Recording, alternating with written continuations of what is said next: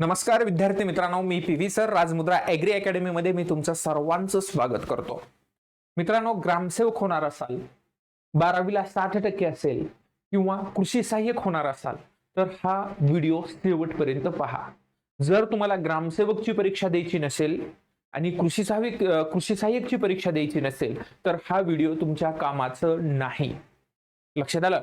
शेवटपर्यंत पहा, खूप महत्वाचा हा व्हिडिओ असणार आहे, त्याबद्दल मी तुम्हाला बोलणार आहे. मित्रांनो, आपण गेल्या 15 वर्षापासून आपण स्पर्धा परीक्षा क्षेत्रामध्ये जो कृषी घटक तांत्रिक हा विषय आहे तो तांत्रिक विषय आपण शिकवतो. त्याचबरोबर एक लेखक म्हणून एक जिओग्राफीचं पुस्तक आपलं आहे आणि भूगोल सुद्धा एमपीएससीच्या विद्यार्थ्यांना मी शिकवत असतो. मित्रांनो, तुम्हाला सांगायचं आहे की कृषी घटक तांत्रिक हा खूप महत्वाचा आहे. जर तुम्हाला ग्रामसेवक व्हायचं असेल तर 80 मार्काची तयारी करावी खूप महत्वाची असेल, कारण की त्याच्याशिवाय रिझल्ट येणार नाही. आणि जर कृषी सहाय्यक व्हायचं असेल तर 120 मार्काचा हा कृषी घटक आहे. हा झाला जुन्या पॅटर्न अनुसार. पण केरळ पॅटर्न जो काही सध्या आपण एमपीएससी महाराष्ट्र लोकसेवा आयोगाच्या चर्चेत आहे, आपण पाहतोय की महाराष्ट्र लोकसेवा आयोग जी काही सरळ सेवा भरती आहे ती केरळच्या पॅटर्न वरती आधारित असणार आहे, त्या मॉडेलच्या धर्तीवरती असणार आहे. आपण पाहतो केरळमध्ये जर तुम्ही पाहिलं, तांत्रिक घटकामध्ये जी काही 80-20 हा रेशो आहे.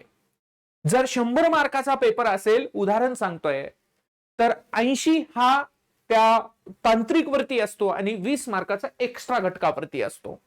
मग जर एमपीएससी सरळ सेवेसाठी जर पूर्णतः केरळ पॅटर्न राबवत असेल तर हा तांत्रिक घटकामध्ये बदल होऊ शकतो.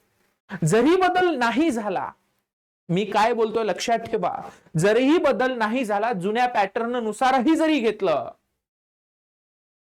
तरी तुम्हाला सांगतो या तांत्रिक कृषी घटकाशिवाय पर्याय नाही, याच्याशिवाय रिझल्ट येऊच शकत नाही, हे मी तुम्हाला सांगतो. कारण मला माहिती आहे, मी 2 वेळा ग्रामसेवकची परीक्षा उत्तीर्ण आहे. ग्रामसेवक होणं सोपं आहे, अवघड काहीच नाहीये. तुमचं तांत्रिक परफेक्ट पाहिजे. कृषी सहाय्यक होणं त्यापेक्षा सोपं आहे. सगळ्या विषयाचा तांत्रिक घटक असेल किंवा इतर विषय सगळं सोबत महत्वाचं आहे मी बोलतोय. कारण की ही जी बॅच असणार आहे, ही बॅच 0 ते हिरो ही बॅच असणार आहे. आणि ही पूर्णतः माझा जो काही 15 वर्षाचा अनुभव आहे, मी मागच्या 15 वर्षापासून एमपीएससी ला जिओग्राफी हा घटक हा शिकवतोय आणि तांत्रिक घटक म्हणजे पशुधन पर्यवेक्षक असेल, ग्रामसेवक असेल आणि कृषी सहाय्यक असेल या परीक्षेचं शिकवतोय. मग याच्यामध्ये तुम्हाला सांगायचं आहे की माझ्या अनुभवातून एमपीएससीचा जो काही सिलेबस आहे तो सिलेबस काय असतो ह्या या बॅच मधून मी तुम्हाला दाखवून देणार आहे. ही बॅच तुमच्यासाठी माइलस्टोन ठरेल. बेसिक पासून ते ऍडव्हान्स लेवल पर्यंत ह्या बॅच मध्ये आपण पाहणार आहोत. याच्यामध्ये तुम्हाला टेस्ट सिरीज मी मोफत देणार आहे. जुन्या विद्यार्थ्यांना या बॅच साठी विशेष सवलत मी देणार आहे. जे काही जुने विद्यार्थी म्हणजे काही सध्याचे नाही सांगत मी, आतापर्यंत जे या 15 वर्षामध्ये केव्हाही माझी ऑनलाईन बॅच केलेले जे काही विद्यार्थी असतील त्या विद्यार्थ्यांना या बॅच साठी विशेष सूट असणार आहे, विशेष डिस्काउंट असणार आहे. कारण की एमपीएससी न परीक्षा घ्यायचं ठरवलंय, त्यानंतर मी विचार केला की आपले दिवस बदलले. कारण की आयबीपीएस न आपल्याला डायरेक्ट हवेतच उडून टाकलं होतं. सिलेबस दाखवला एक आणि विचारलं एक, त्याच्यात आपला काहीच दोष नव्हता. मी अगोदर पण सांगितलेला आहे. त्यामुळं आताचा जो काही पॅटर्न आहे आतापासून अभ्यास करावा लागेल. मित्रांनो, जेव्हा काही जागा निघेल, मी जाहिरात कधी येणार आहे याच्याबद्दल चर्चा नाही करत, परंतु मी एवढं तुम्हाला सांगेल, जर तहान लागली तर विहीर खांदून फायदा नाही. आतापासूनच तुम्हाला तयारी करावी लागेल. जर तुम्हाला लढाई जिंकायची असेल तर तुम्हाला लढाईची तयारी अगोदर पासूनच रणनीती आखावी लागेल, त्यानंतर तुम्ही जिंकाल. मी नेहमी सांगत असतो माझ्या विद्यार्थ्यांना, शांततेच्या काळात जर घाम गाळला तर युद्धाच्या काळात कमी रक्त सांडावं लागतं. तसाच प्रकार आहे, तशीच पद्धत आहे मित्रांनो. म्हणून मी तुम्हाला सांगतो, जर कृषी घटकाची जर तुम्हाला ग्रामसेवक आणि कृषी सहाय्यक व्हायचं असेल, 100% वाजवून सांगतोय मित्रांनो, ग्रामसेवक आणि कृषी सहाय्यक जर व्हायचं असेल तर तुम्हाला माझ्याशिवाय या कृषी घटकाशिवाय पर्याय नाही, हे मी तुम्हाला सांगतोय. आणि यासाठी मी तुम्हाला कोणत्या पद्धतीने घेणार आहे थोडक्यात एक सांगतो मी तुम्हाला. यामध्ये मित्रांनो सरळ सरळ तुम्हाला या ठिकाणी सांगू इच्छितो, संपूर्ण अभ्यासक्रम एकदम सोप्या भाषेमध्ये मराठीमध्ये तुम्हाला समजेल असं.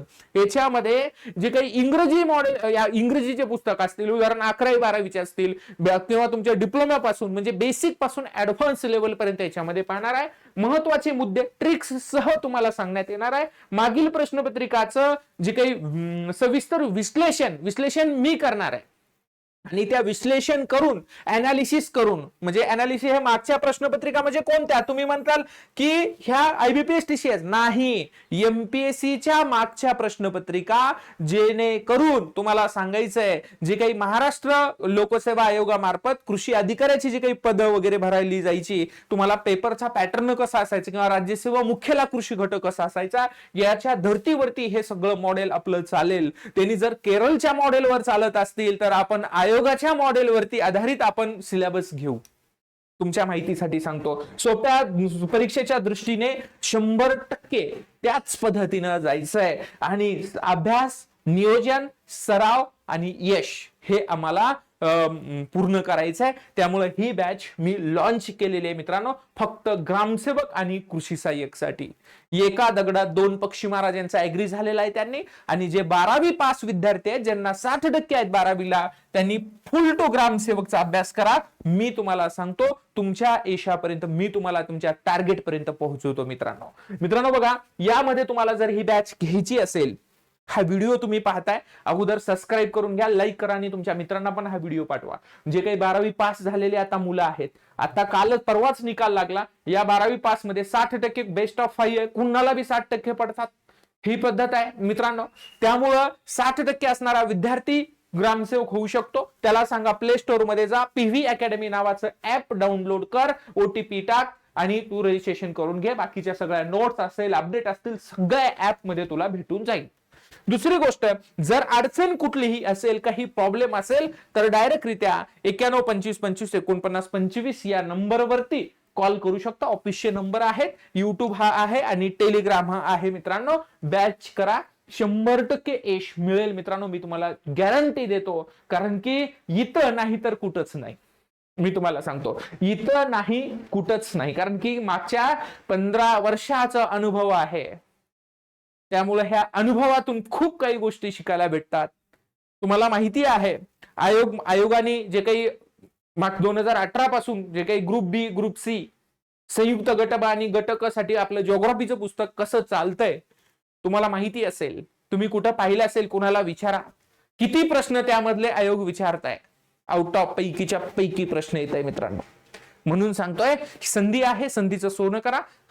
आता आपल्याला वेळ आहे, या वेळेचा परिपूर्ण फायदा करून घेऊया आणि आपल्या परीक्षेपर्यंत आपण 100% आपला रिझल्ट आणूया. आणि या बॅच मध्ये प्रवेश सुरू झालेले आहेत, ज्यांना घ्यायचा आहे त्यांनी डायरेक्टली प्रवेश घेऊ शकता. ओके, बॅच मध्ये भेटूया मित्रांनो. तोपर्यंत सगळ्यांना माझा नमस्कार. ओके, बेस्ट लक.